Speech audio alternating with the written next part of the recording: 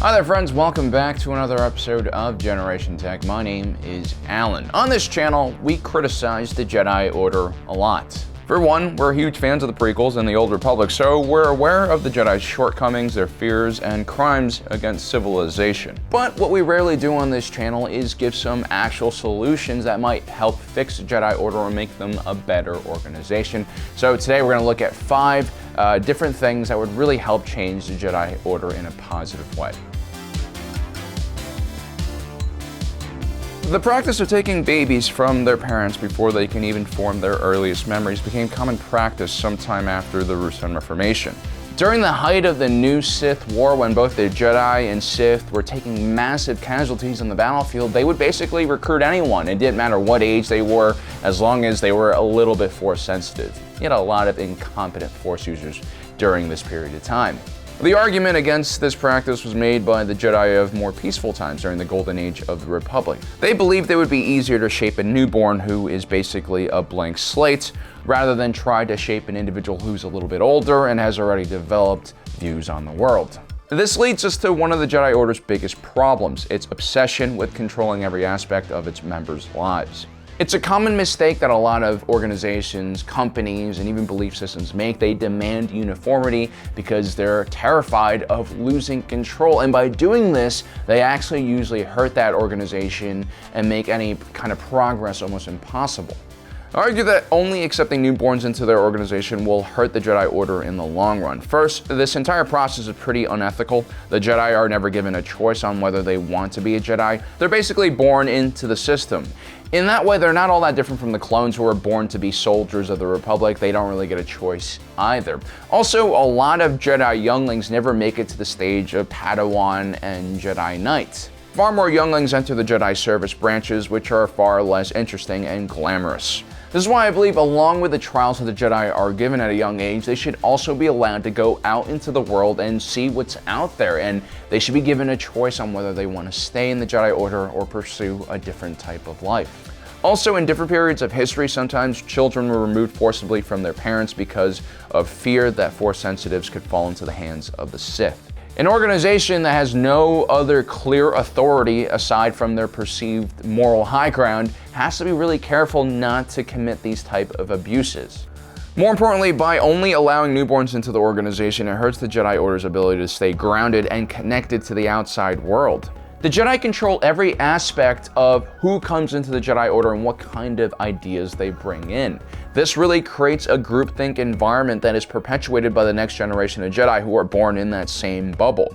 The Jedi are really not great representatives of the average individual in the galaxy. They lack the social and cultural connection you would want for guardians of the Republic. Instead, they function sort of as some kind of idealistic version of what a Jedi should be, created by long-dead Jedi thousands of years ago. This is a group of very disconnected individuals.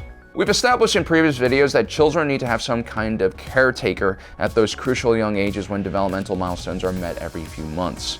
Separating a child from their caretaker at those young ages can cause later developmental issues when they're an adult. Children are not monks, nor are they warriors. They're supposed to have fun and be protected from trauma and abuse, not enrolled into some religious paramilitary organization with very, very strict regulations. I say let these children develop a normal relationship with their parents first, and then when they come of age of 5 or 6 years old, the time they're supposed to go to kindergarten, let them then join the Jedi Order. This way, children won't be forced to become Jedi. They'll have other options in a family that they can fall back on in case things don't work out for them.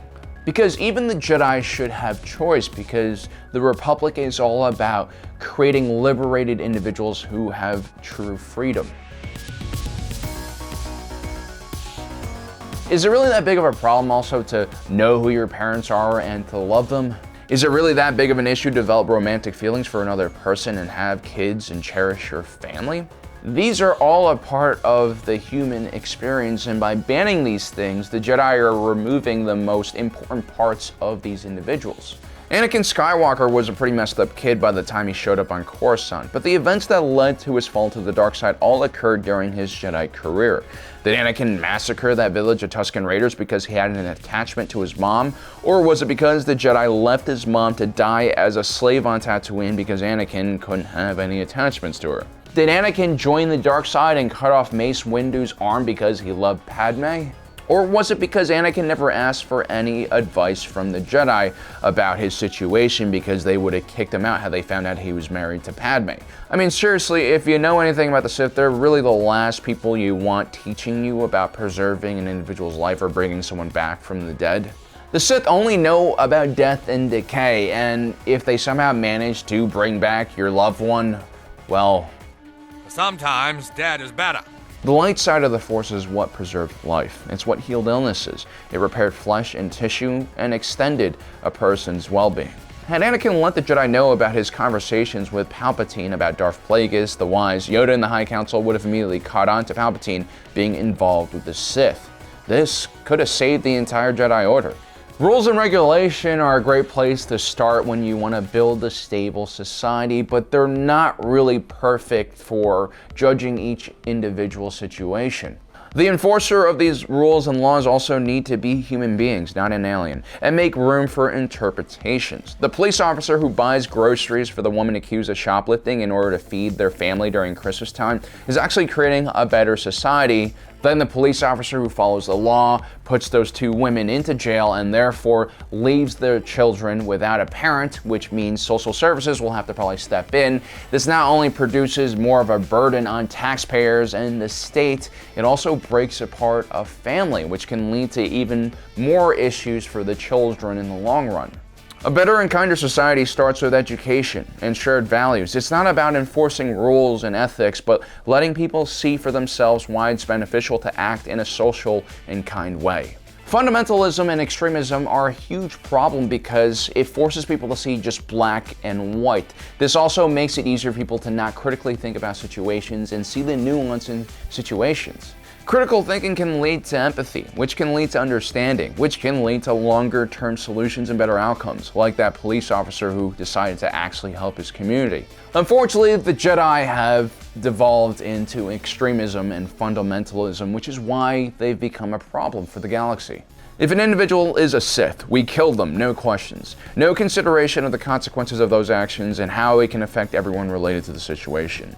Instead of treating each Jedi as an individual, the Order uses blanket rules to try and control everyone, and in doing so, they alienated many individuals who couldn't fit their rigid view of what it means to be a Jedi. It was this type of fundamentalism and extremism that caused the First Jedi Schism, which created the Jedi Exiles, who ultimately became the Sith. Instead of focusing on what its members couldn't do, the Jedi should have expanded their curriculum to teach a wider range of subjects. If you want the members of your order to not become dark side psychopaths, it might be better for them to truly understand what the dark side is and why it's such a bad thing. Explain the mental and physical ailments that came along with this life choice. Only by understanding the pitfalls and limitations of the Sith can a young person actually be convinced to avoid these things. This is why it's not uncommon for young men with alcoholic dads to avoid alcohol for their entire lives. It's also not that uncommon for young women with Karens as moms to avoid calling the manager for ridiculous things at restaurants their entire lives as well. By banning all access to Sith teachings and history, they only make those who are naturally curious even more curious. And there's no stopping curious individuals from getting their hands on those ancient Sith holocrons and scripts, and when they do it for the first time, instead of doing it alongside a well-trained and experienced older Jedi that can explain things and protect them, they're doing the dark side in the park with that sketchy older Jedi who never reached his full potential, and then that's usually when things go wrong. The Jedi Order taught their students to fear the dark side, but they never really explained the truth to the Jedi that every person has a dark side inside of them. I mean, when Grandmaster Yoda faced his own trials to become immortal, he was challenged on this very issue. He believed that he had no dark side before he realized that he was mistaken. The ancient Jedi training would have students practice controlling both the dark and light side of the Force inside of them, so that in extreme situations, when their emotions might override their judgment, they still will have training to resist the dark side's worst tendencies. It takes a lot of practice to not succumb to the dark side. Towards the end of the Golden Age of the Republic, the Jedi grew closer and closer to the Republic to the point where they basically were absorbed into the military command structure. The Jedi perhaps felt the responsibility to join the fighting because their order is funded heavily by taxpayer money. But if you take a look at the Clone Wars, the Separatist Alliance was not an existential threat like the Yuuzhan Vong, for instance. The Jedi were technically not supposed to even get involved in these type of conflicts, which honestly was more of a civil war than anything else. And had they been independently funded, they would not have felt the same need to get involved. When the Mandalorians began attacking the Outer Rim during the Old Republic era, the Council at the time decided to stay out of the conflict. It was only Revan's faction in the Jedi Order who decided to fight in this war. So what would the Jedi do without funding from the Republic? Well, like any non-profit or religious organization, they can depend on donations. The Jedi provide plenty of useful services for the greater good. As mentioned before, the Jedi were terrific healers. Even in the futuristic world of Star Wars, the Force could still rival medical technology. There are countless examples of Jedi Masters and even Sith using the Force to cure themselves from deadly ailments and poisons. If the Jedi had been more open-minded and progressive in how they approached researching the Force, maybe they would have even uncovered old, ancient Force techniques. The ancient Jedi were known for being able to create living flesh out of thin air to plug up large wounds. Maybe they could even figure out a way to heal burn victims and regrow their organs. The point is, the Jedi have a lot of amazing abilities thanks to the Force, very marketable forces they could have used to make money on. And a lot of these abilities didn't depend on them killing people. Once the Jedi became independent from Republic funding, they could also reassess what role they play in the galaxy. To have the Jedi serve in the judicial department but have no checks and balances is irresponsible. The Jedi were very much judge, jury, and executioner when they were deployed in the wider galaxy on missions. Imagine if here in America, suddenly we gave control of the courts, the CIA, and FBI to a magical race of mutants who had just special abilities. It'd be bad. By detaching themselves from the Republic, the Jedi can function more like a humanitarian organization like the Red Cross or like a private security company, depending on what they wanted to focus on. The point here is the Jedi will be beholden to no one. They won't be attached to the political views of the current Chancellor. They'll be able to watch out for their own best interests. If you really think about it, Jedi aren't supremely moral individuals. They don't have better judgment or a clear view of what's right or wrong. These are just normal individuals who happen to have special powers. This does not make them gods or superior to the average civilian. And the scarier reality is that the Jedi are extremely powerful and potentially dangerous beings. A lot of the Jedi Order's more restrictive rules are designed to safeguard the galaxy from rogue Jedi. I would argue the best route the Jedi Order could take, the route that is most aligned with their teachings, is just retreating from the galaxy to some very remote area so they can just sit all day and contemplate about the Force and try to become one with the living Force and cosmic Force. Their lofty ideals and moral code definitely don't seem to hold up well in real-life situations, and definitely not on the battlefield. This is why so many Jedi lose their way, and why the second the Jedi committed to fighting the Clone Wars, they basically trapped themselves in a downward spiral. So there you have it, guys. That's 5 solutions I have for making the Jedi Order better. I'm sure there are plenty of other solutions out there that you guys have, so let me know in the comment section below what they are. Also, don't forget to subscribe and hit that notification button down below so you don't miss out on the rest of our awesome content. As usual, thanks for joining us today. If you're watching this, you are Generation Tech.